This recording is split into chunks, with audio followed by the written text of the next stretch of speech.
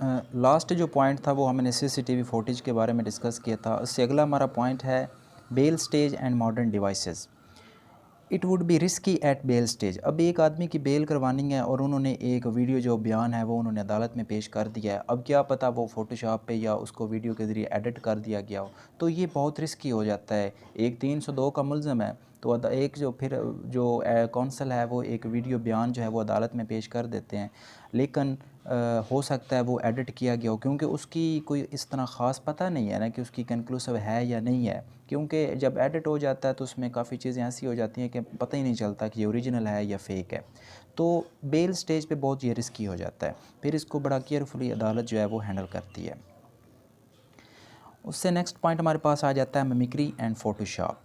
Court should be cautious about mimicry and Photoshop factors while getting scientific evidence. अब वही बात उन्होंने एक बहुत अलहदा पॉइंट में लिख दिया है कि कोर्ट को बहुत एहतियात बरतनी होगी इस मामले में, क्योंकि फ़ोटोशॉप और मिमिक्री का जो कंसेप्ट है वो बहुत आम है।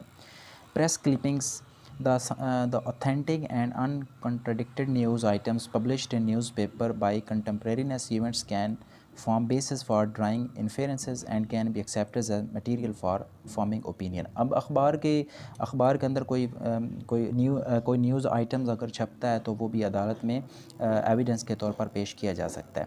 नेक्स्ट पॉइंट हमारे पास आ जाता है न्यूज़पेपर रिपोर्ट्स। अब जो न्यूज़पेपर रिपोर्ट्स होती हैं वो भी अदालत में एडमिसिबल हैं। Computer is technically a modern technique and is well with in the ambit of article 164। Computer एक मॉडर्न टेक्निक है और ये आर्टिकल जो 164 है उसके एम्बिट में फॉल करती है, और अगर इसके रिलेटेड कोई एविडेंस है तो वो अदालत में पेश किया जा सकता है और अदालत उसे एडमिट करेगी। नेक्स्ट पॉइंट इसमें आ जाता है न्यू टेक्निक्स एंड डिवाइसेस। जिस तरह हमने पहले वो डिवाइसेस का पढ़ा था कि जिसमें वो लोकेशन आ जाती है कि किसी आदमी को लोकेट करना हो तो जीपीएस सिस्टम भी है। उसके बाद ट्रैकिंग आईडी वगैरह है। The term new techniques and new devices was firstly coined and used by justice John Marshall in 1965 in Allahabad case. अब ये जो न्यू टेक्निक्स का कंसेप्ट था ये जस्टिस जॉन मार्शल था जिन्होंने एक इलाहाबाद केस में 1965 में इंट्रोड्यूस करवाया था। अगला हमारे पास पॉइंट है 14 जिसमें बताया गया टेम्परिंग फैक्टर। अब ये एक बड़ा कि अगर वीडियो टेम्पर्ड है तो उसकी जो एविडेंशरी वैल्यू हो उसको डिस्काउंट किया जाए। एनी टेक्निक और device that can be tampered with that would be a good ground for the court to discount wholly its evidentiary value. अब एक वीडियो पेश की गई है लेकिन पता चलता है कि इसको तो टेम्पर्ड किया गया है, मुख्तलिफ टेक्निक्स इस्तेमाल करके फ़ोटोशॉप या एडिट इसको किया गया है, तो अदालत का ये इख्तियार है कि वो उसकी जो एविडेंशरी वैल्यू है उसको कम कर दे। उससे अगला हमारे पास पॉइंट आ जाता है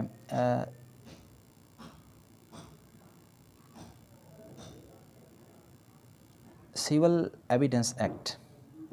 अब ये एक सिविल एविडेंस एक्ट 1968 का है इंग्लिश लॉ का। In English law in any civil proceedings are statement contained in a document produced by a computer is subject to the rules of the court is admissible.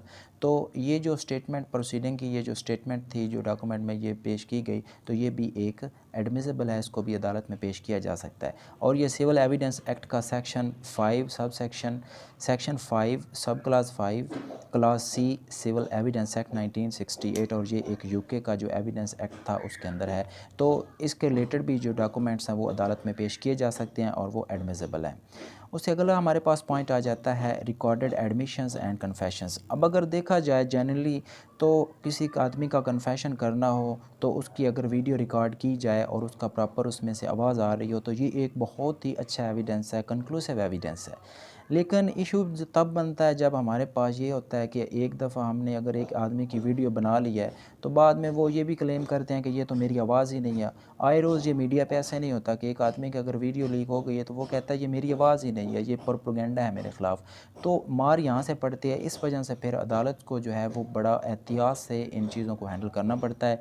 इसमें sound recording में ये होता है कि उसमें आप admission कोई करते हैं, कोई डिक्लेरेशन करना चाहते हैं, कोई कन्फेशन करना चाहते हैं, चाहे वो सिविल केस है चाहे वो क्रिमिनल केस है, तो इस मामले में आप अपना जो कन्फेशन है वो रिकॉर्ड कर सकते हैं और उसको फिर अदालत में पेश कर दिया जाए तो वो एडमिसिबल है। अब इसके अंदर दो केसेस और बड़े इंपॉर्टेंट है जिसमें ये बताया गया है, ये रिकॉर्डेड एडमिशंस एंड कन्फेशंस में, the fact that confession is sound recorded does not make it inadmissible, कि एक कन्फेशन होगा उसमें आप कहते हैं कि इसमें साउंड नहीं है या इसमें साउंड है तो हम इसको एडमिट नहीं करेंगे, अगर उसमें साउंड है तो इस बुनियाद पर उसको आप इनएडमिसिबल नहीं करेंगे, अगर साउंड है तो वो अच्छी बात है।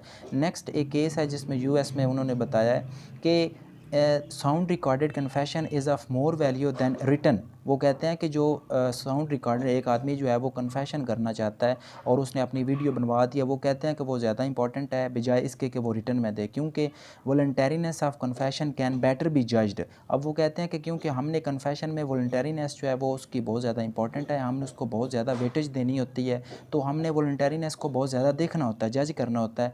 तो वो कहते हैं कि जो वीडियो में वॉलंटेरीनेस देखी जा सकती है वो रिटर्न में नहीं देखी जा सकती।